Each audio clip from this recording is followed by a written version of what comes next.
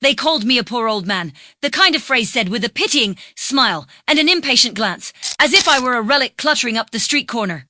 I suppose I looked the part, grey beard, cracked glasses, shoes that had long since lost their solace. But when I logged into my ancient laptop that night, alone in my one-room apartment that smelled faintly of rust, to my surprise, he picked up, "Professor H." His voice was rough, older, but still sharp. "Haven't heard that name in a decade. I need your help," I said quietly. "It's about Bitcoin." There was a long pause. "I'm listening." When I explained, he whistled low. "That's one hell of a ghost to wake up, old man." "You're lucky I'm in the business of dealing with ghosts," he agreed. "To meet me in person.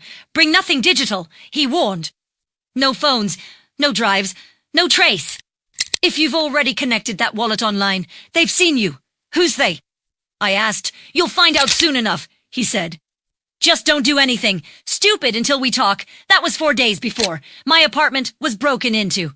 So no mi laptop, no mi wallet. Not even the old watch Marie had given me. Bitte. Window was pried open, and there were muddy footprints on the floor. Someone had been searching for something they didn't find. When I called Evan again, his tone changed. "It started," he said. "You've got maybe a week before they try again. Pack your things. We're moving you somewhere safe." I looked around at my small, cluttered home Marie's photos, the old kettle, the cracked leather chair, and felt something hollow open inside me. "Safe," I repeated. "You mean running?" He sighed. "Call it what you want. But you can't spend that kind of money from a rocking chair." Outside, the wind howled through the birches. Inside, my laptop blinked once, its fan spinning faintly, as if breathing in the quiet. I closed it gently, whispering to myself the words that would soon define everything that came next. They thought I was a poor old man. Let's see what they think now. When Evan showed up, he didn't look like the scrappy kid I remembered. Gone were the ratty hoodies and the caffeine-smeared glasses. In their place stood a man in his 30s with a trimmed beard, black leather jacket, and the kind of alert, coiled posture that comes from years of looking over one's shoulder. His eyes, though those were the same, sharp, scanning, calculating. "You look good, Professor," he said, stepping over the threshold with cautious ease. His gaze flicked toward the window, locks, and then to my laptop on the table. "You didn't connect it again, did you?" "No," I replied. "It's been offline since the email." "Good." He placed a small device on the counter that emitted a faint, static hum. "Signal jammer." "Old habit." He moved around the apartment like a man defusing a bomb. "You said someone broke in." I nodded. "Didn't take anything." "But they were looking for the computer. Then they know," he muttered. "Or at least, they think they do." I leaned on my cane. "Who's they?" "Evan. You hinted before." He turned, eyes narrowing. "Depends on what corners of the internet your wallet ID's been floating through. When Bitcoin hit 1 million per coin, a lot of forgotten wallets suddenly became treasure maps. Data leaks, blockchain analysis firms, digital bounty hunters, they all want to trace lost wallets. Yours might have shown up in one of those databases. So there, watching addresses on the blockchain every day. Algorithms crawl link pattern addresses. When one moves, alarms go off. He glanced toward the dark laptop. If your wallet address ever made contact with the live chain, even once, someone out there saw that ping. The words felt heavy, metallic. "So, what do I do?" "First," he said, "we disappear." I almost laughed. "Disappear?" "Evan, I'm 72. I can't even disappear from my doctor's mailing list." He smirked faintly. "Then you'll learn. Pack light, and trust me, we left the cabin that evening, just as the sun began to sink behind the lake. The wind bit at my face as we loaded a duffel bag into his dusty SUV before I closed the passenger door. I looked back at the cabinette, the porch Marie, and I had built together Sheedis and beyond. For a second, I thought I saw her silhouette in the window, smiling. Then the engine started, and the ghost vanished. Evan drove like a man with a plan. We took back roads, avoiding highways, no GPS. He kept his phone off and mine in the glove box, wrapped in aluminum foil. "Where are we going?" I asked after an hour of silence. "Safe house," he said. "Somewhere off-grid. Belongs to a friend. Used for data recovery jobs. Mostly, and you trust this friend. Trust is a currency, Professor. I pay in favors. The road turned into gravel, and soon we were deep in forest snow, streetlights. No signs, just the rhythmic crunch of tires and the distant chorus of crickets. Where? Finally stopped. The headlights revealed a cabin smaller than mine, half hidden beneath pines. The front porch light flickered weakly, powered by a small generator. Homzet et Van Muttered. Inside, the place smelled of solder and coffee grounds. 2 desks lined the walls, covered in monitors and cables. A single cot lay in the corner. He motioned for me to sit. Ik s'interrogeait. You something to eat? Then, we'll talk strategy, when he handed me a mug of instant soup. I felt the absurdity of it. 2 men huddled in a hacker's den, one of them old enough to be the other's father, hiding from invisible digital hunters. Evan booted up one of the offline systems. All right, he said. Show me the wallet file. I handed him a USB stick wrapped in tissue paper. This it. I transferred it from the old hard drive. Didn't connect it to the internet. He nodded approvingly. Good. If you'd sensed it even once, we'd be done. He inserted the drive, scanned it, then opened the wallet. Lines of code filled the screen. His eyes widened. Holy hell. Tolly Nedbeck, whistling low. You've got 15 million sitting in cold storage. Unspent, untouched, the original. Blocks. It's like finding a Picasso in your attic. I smiled weakly. Marie always said I was terrible at selling things. He laughed, but it didn't reach his eyes. There's a problem, though. My chest tightened. What kind of problem? Part of your key sequenced the passphrase. It's not fully readable. Corrupted, maybe from the transfer. What does that mean? It means, he said slowly, we can't access the wallet yet. I sank back. So, it's all for nothing. Not necessarily. I might be able to reconstruct it, but it'll take time and equipment. The good news is, whoever's watching can't move the coins either. They're locked, same as you, and the bad news? He hesitated. If they realize you're the owner, they might try to force the access out of you. The silence between us. Stretched. I stared at my wrinkled hands, the trembling that came not from age, but from realization. So, what do we do? He cracked his knuckles. We stay invisible until I rebuild that key. Then, we move it quietly, piece by piece into new wallets. Once it's spread out, no one can track it back to you. And then, he said, eyes glinting, you decide what kind of old man you want to be. The one who vanishes with fortune, or the one who rewrites his ending. We worked through the night. He typed in bursts, muttering to himself about hex data and key fragments. Première ma de coffee, most stay awake, partly full. Every often, he'd glance toward the window, listening. The woods were quiet, but the silence felt unnatural, too heavy, too expectant. Around 3 a.m., he leaned back, rubbing his eyes. Got part of it, but we're missing 16 characters. Without them, it's like having a door with half a key. Can't we guess? Not 16. That's astronomical odds. We'd need the original phrase. I frowned. It might be in Marie's old notebooks. She helped me come up with the encryption back then. She was good with words. Evan nodded. Then we go get them. I looked at him sharply. You mean back to the cabin? Yeah, but not tonight. Too risky. They could be watching. Who are they? Exactly. I the game MMA. This almost like fear. There's a Group X intelligence, crypto pirates, whatever you want to call them. They monitor dormant addresses from the early Bitcoin days. When one wakes up, they pounce. I've seen them drain wallets worth millions within minutes, and they'll come for me. They know, assez grimly they out off the monitor, plunging us into the low hum of the generator. Get some rest, Professor. Tomorrow. We start digging through ghosts, but I couldn't sleep. Every creak of the cabin sounded like footsteps. Every flicker of the shadows looked like eyes. I lay awake, staring at the ceiling, wondering if $15 million was worth more than the piece I'd just lost. Outside, the forest breathed and waited. Somewhere in that darkness, someone else might have been waiting too. At dawn, the air outside the cabin hung heavy, with mist like the forest itself was trying to smother sound, to hide what didn't belong. Evan was already awake, his face lit by the cold glow of a laptop screen. The generator hummed low behind the cabin, and every few seconds he'd glance at a motion sensor he'd rigged on the doorframe. Morning, I croaked, rubbing the sleep. From my eyes. Barely, he said without looking up. We've got to move early. I pinged a few offline, nodes to check for activity near your address. 2 pings came from within 50 miles. Someone sniffing. I frowned. How do they even know where I live? They don't, not exactly. But remember that email you got. They might have used a tracker. IP geolocation, maybe our metadata scrape. From your provider. They can narrow it down to a region, maybe even the county. I tightened my coat.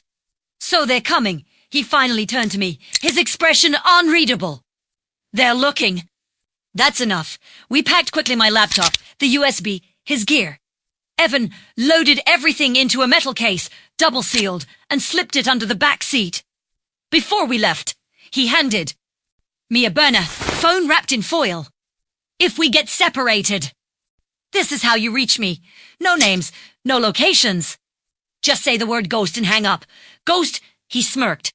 Fitting, isn't it? The drive back to my old cabin was quiet. The mist clung to the windshield, and the road felt narrower than I remembered. As we approached, my gut twisted. The front door was ajar. Evan killed the engine and whispered, "Stay here." He moved. Like a shadow's circling gun drawn from all. Black pistol that seemed to fit his hand naturally. He signaled once, then pushed the door open. I followed, against my better judgment. The inside looked wrong. My books were scattered, drawers appended, Marie's photograph smashed against the floor. But nothing was taken again. It was a search, not a robbery. Evan crouched near the window. They were here, recent, maybe hours ago. I swallowed hard. Do you think they found the notebooks? He scanned the room. If they did, they left in a hurry. Look for anything they might have missed. We spent the next hour sifting through the debris.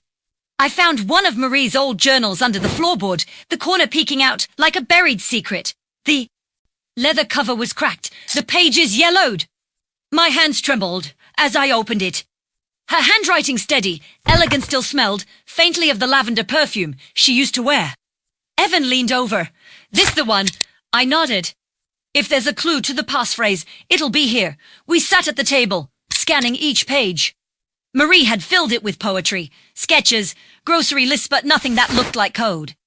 Until page 97, a single line written in neat cursive, "The moon remembers what the stars forget," underneath. In smaller letters, I sure says Evan stared at it. That's it. How can you be sure? He smiled faintly. Because your wife was smarter than both of us.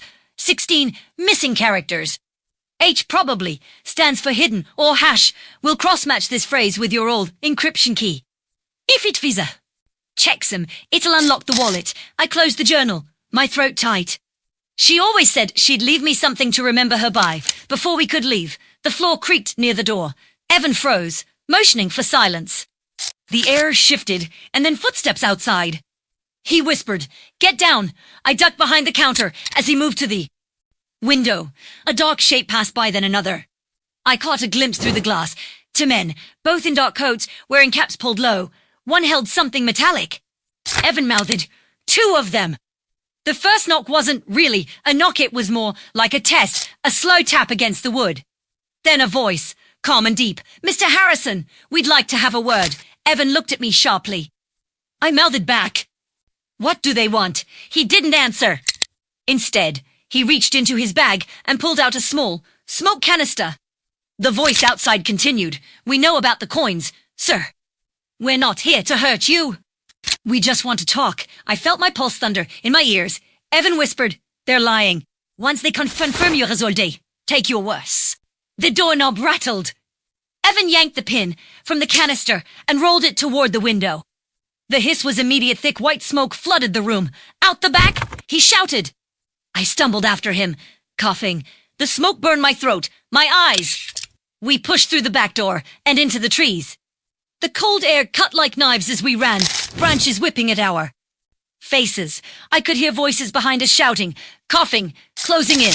"Keep moving," Evan barked. We tore through the forest until the cabin was nothing but a fading smear of light behind us. My lungs screamed for air, but adrenaline kept me upright. Finally, we reached the SUV. He shoved me inside and slammed the door. As we sped off down the dirt road, I saw headlights in the rearview mirror too, then 4, They were following. Evan cursed under his breath and jerked the wheel onto a side trail barely wide enough for the car. Pardon! The vehicle bounced violently, branches scraping the sides. Behind us, the lights veered, hesitated, then disappeared. After several miles, Evan finally slowed. We parked behind an abandoned barn, engine idling low. "Et you need to me face you all right." I nodded shakily. Who were they? Private contractors, maybe. Could be the same group I mentioned. If they know your name, they'll trace your old accounts, your property records. You're officially a marked man, Professor. I stared at the journal in my lap, its cover now smudged with ash. This for something I mined on a whim 15 years ago. He laughed darkly. The world's run by whims now. A man sneezes on the internet and makes $1 million. We sat in silence for a long while. The barn groaned under the wind, dust swirling through cracks in the walls. Finally, I said, "Let's finish." The key. Evan nodded. "Yeah, let's finish it." He powered up his laptop, running purely on battery. No connections, no signals. I handed him the phrase, watching as he typed it slowly, carefully, cross-referencing against the corrupted file.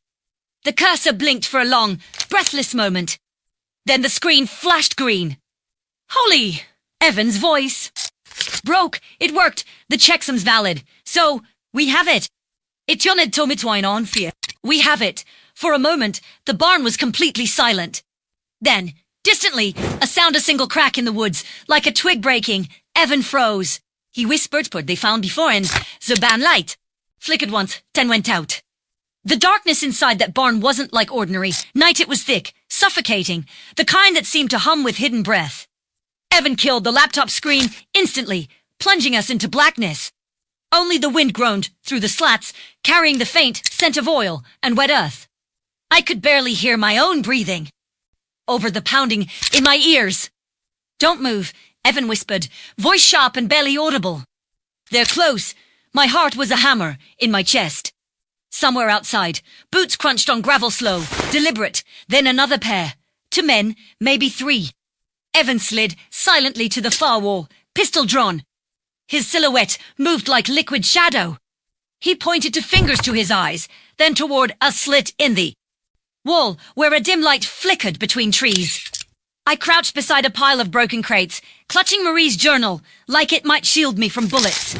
A man's voice cut through the dark, smooth, professional. "Mr. Harrison, no one wants to hurt you. You're not in any trouble. We just need access to the wallet." His tone was calm. The kind of calm that comes from someone holding all. "Eh oui, bon." Evan whispered, "Don't answer." But I could see the light from a flashlight moving closer to the barn's main door, thin beams slicing through the cracks. I could hear their radios hissing quietly, visual on the structure.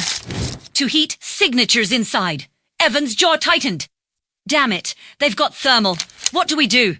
I whispered. "Looked at me, eyes burning in the dimness." "We give them a ghost. Heap more metal spec. On Placidite. Near the barn's rear wall. EMP charge. Low yield. Fries electronics within 100 feet, including their sensors. But when I set it off, we've got 30 seconds before they breach. 30 seconds to go where?" He smiled grimly. "Out the back, through the ditch. It leads to the creek. Stay low. Follow the water downstream. I'll catch up. Evan, don't argue." His tone left no room for debate. "You've got the notebook." "Yeah," I nodded. "Then you've got the key." "That's all that matters." Before I could protest, he hit a sequence on the device and a faint whine filled the air. I could feel it more than hear it, like static under my skin. The flashlight beams outside wavered, then flickered out. Shouts followed confusion. Orders. "Now," Evan hissed. "We..." Bolted through the back, splinters tearing at my hands as I crawled through a broken panel. The cold night air hit me like a slap. I stumbled down the slope, my cane catching on rocks, until I hit the muddy edge of the creek. Behind me, the barn erupted not with fire, but with a sudden pulse of soundless energy. The night went dead silent for half a heartbeat, and then the generators, the radios, the flashlights all died. Total blackout.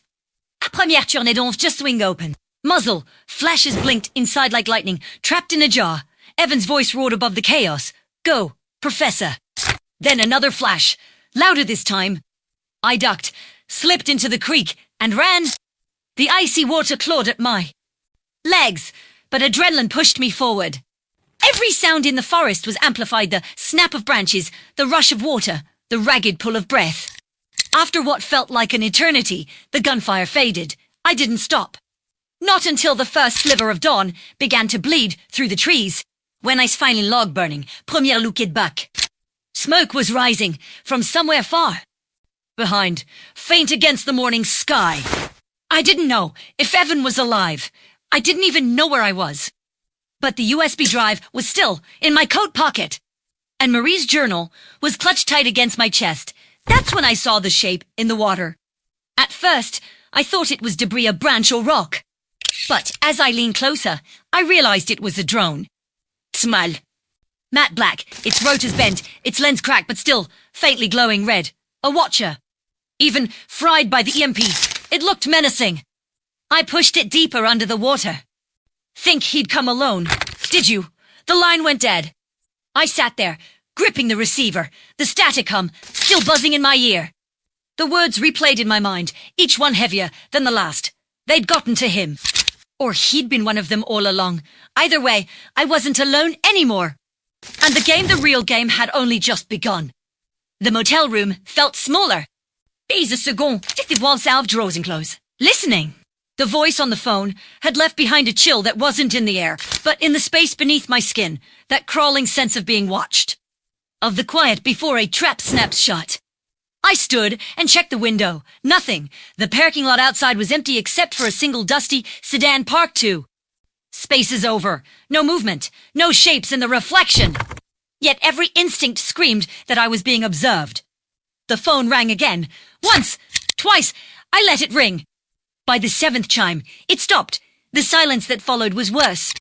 I unplugged the line, pocketed the USB drive, and opened the knitstand drawer.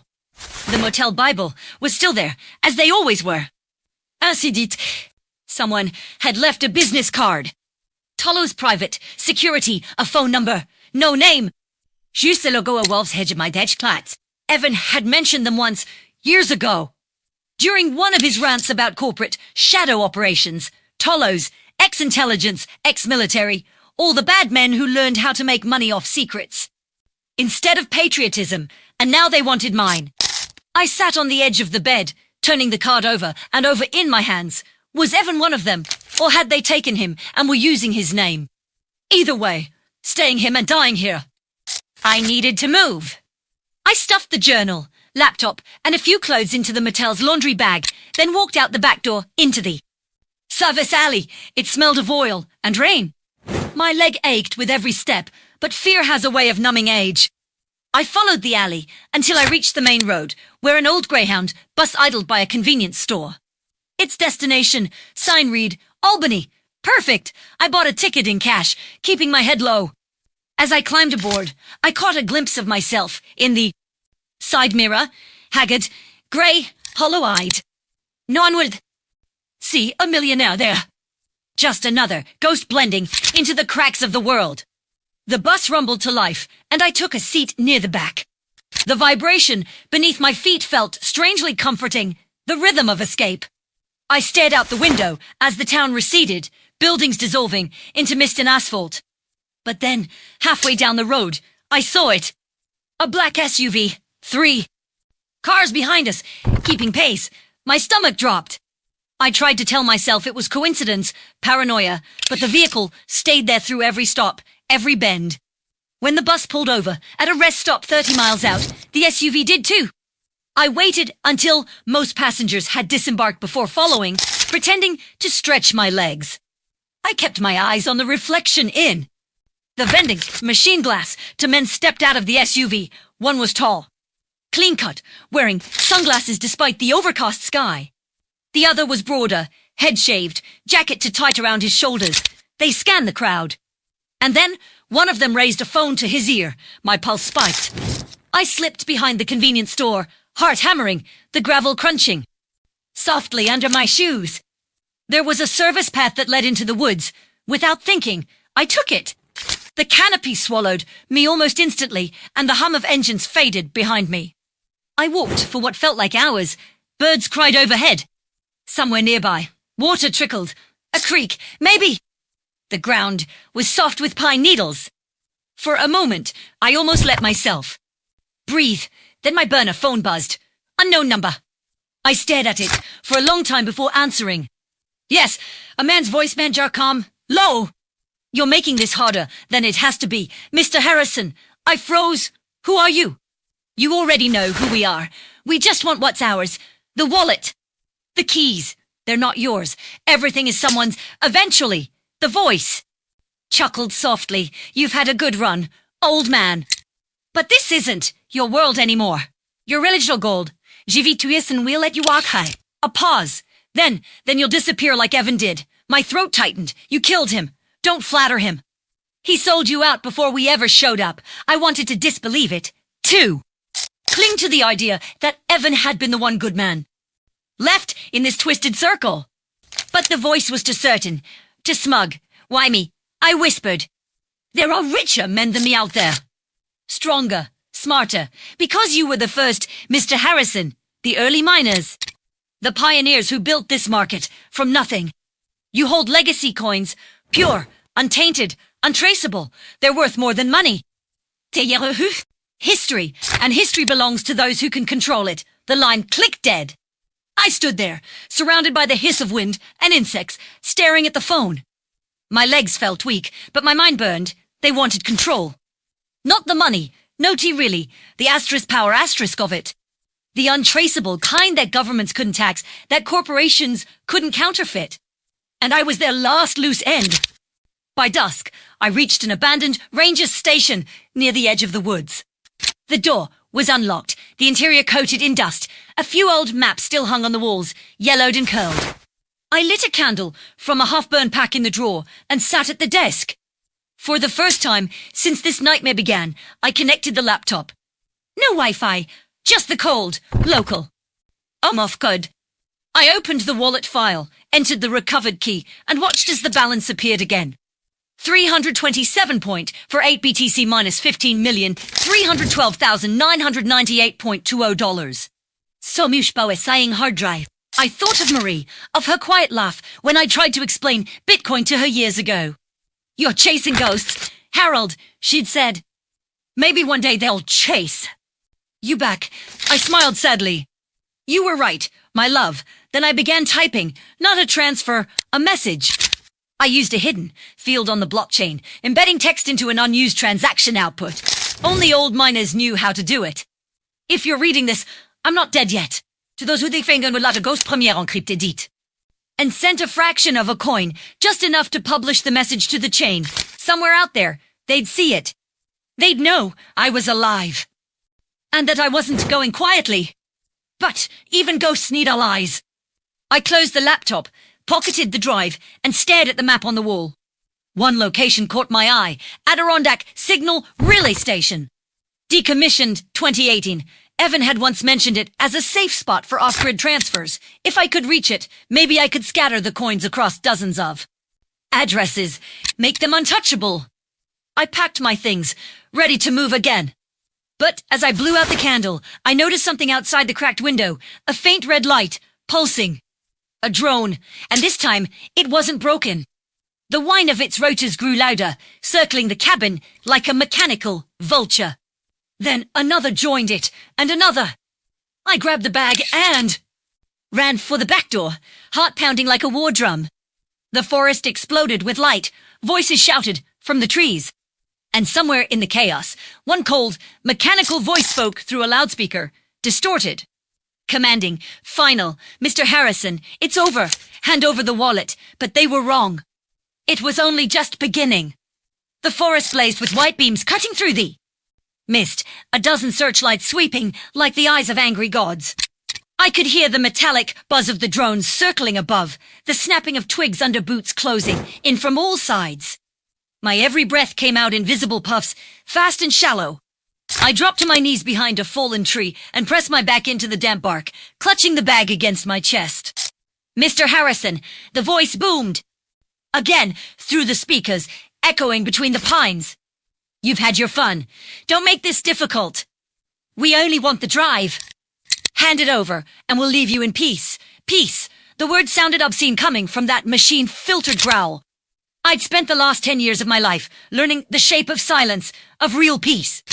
Theirs was the kind that came with a shovel and a patch of dirt. Première scanade, de Gavetrilin formation.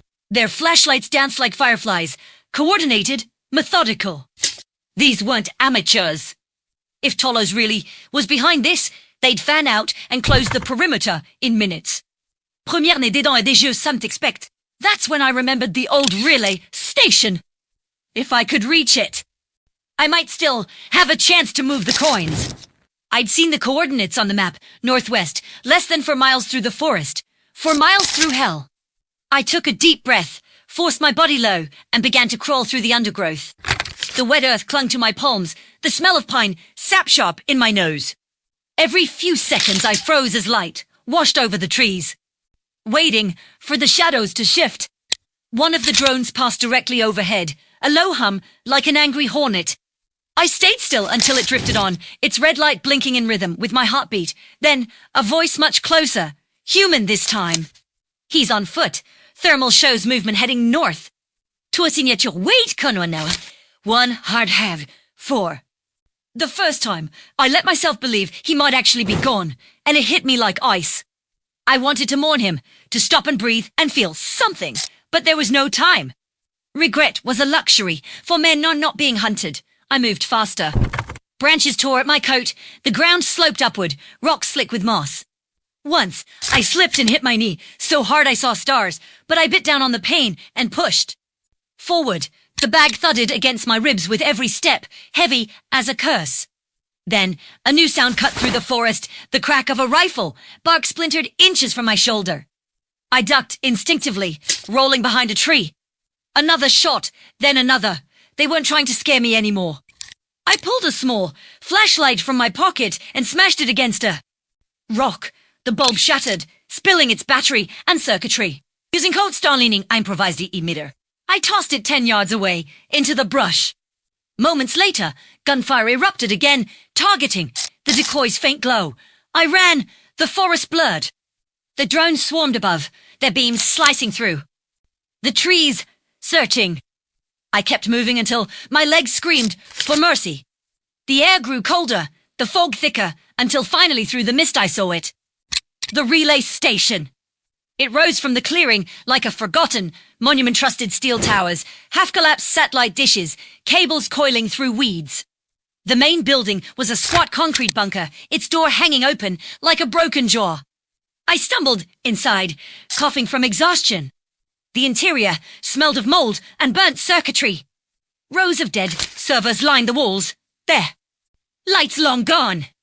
But one panel near the back still blinked faint, erratic, alive. I set the bag down, hands trembling, and opened the laptop. It booted with a low whir. I connected a cable from the panel to the machine, praying the old line still carried current. For a moment, nothing.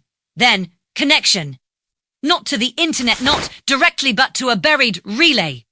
Nodes still whispering on forgotten frequencies. An old satellite en ougue. I began splitting the wallet, not transferring, fragmenting. Every fraction of a coin sent to a different address, each one encrypted with a separate key. A web of ghosts. The screen filled with progress bars. 15%, 22%, 40%. Outside, I heard the drones again. Ludeno. They? Found me. I worked faster, typing through shaking hands. 60%, 78%. The door exploded inward, ripped clean off its hinges. Flashlights swept across the room. Shadows poured in. Hands where I can see them. I ignored the voice and hit enter. The screen flashed. Transfer complete.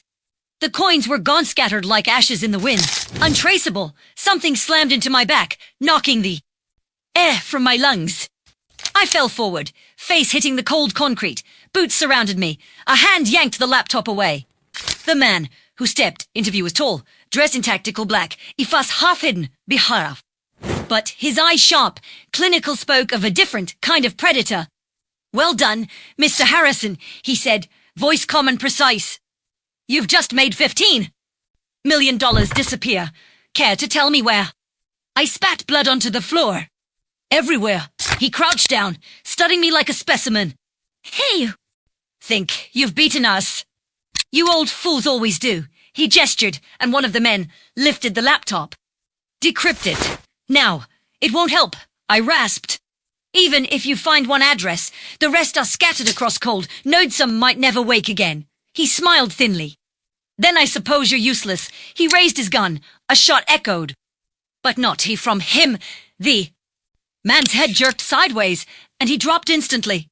Behind him stood a figure I thought I'd never see again, dirty, bruised, limping, but alive. Evan, miss me, old man? He said, firing another round before the others could react. The room erupted into chaos gunfire, shouts, ricochets. Evan grabbed my arm, hauling me up. Move. We bolted through the side door, into the clearing, bullets tearing through the walls behind us. A drone swooped low, its camera lens glinting red. Evan spun, shot it clean out of the sky, and kept running. We dove into the ditch by the perimeter, fence as an explosion, rocked the station, behind us. Fire climbed the rusted towers like lightning. For a moment, the world was just noise and smoke. Then, silence. We lay there, gasping. Finally, Evan turned to me, smirking. Weakly. Told you I'd catch up. I stared at him, disbelief and relief colliding in my chest. They said you were dead. Not yet. But they were close. We both looked back at the burning station. The night sky glowed orange against the treetops. Somewhere in that blaze, the last trace of my digital fortune was dissolving into the ether beyond reach, beyond ownership. Now, I asked softly. Evan sat up, blood streaking his temple. Now, we vanish. You, me, and whatever's left of your miracle money. I shook my head. It's not about the money anymore. He gave me a tired grin. Then what's it about? I looked at the flames, their reflection flickering in his eyes. Freedom. He laughed quietly. You always were a stubborn bastard. The wind shifted, carrying the scent of smoke and pine. Somewhere in the distance, more engines approached. Our time wasn't over yet. And for the first time in years, I didn't feel old. I felt alive. The forest had become a living thing, breathing smoke, whispering through burning leaves, hiding us in its wounded heart. The roar of the collapsing relay tower echoed through the trees as pieces of metal rained down, hissing when they hit wet soil. Every instinct screamed at me to keep moving, but my lungs felt like they were filled with fire. Evan grabbed my arm and dragged me onward. Keep going, Professor, he shouted over the distant crackle of flames. They'll regroup in minutes. I stumbled through the undergrowth, my cane long since abandoned, leaning on him as we made for the ridge line.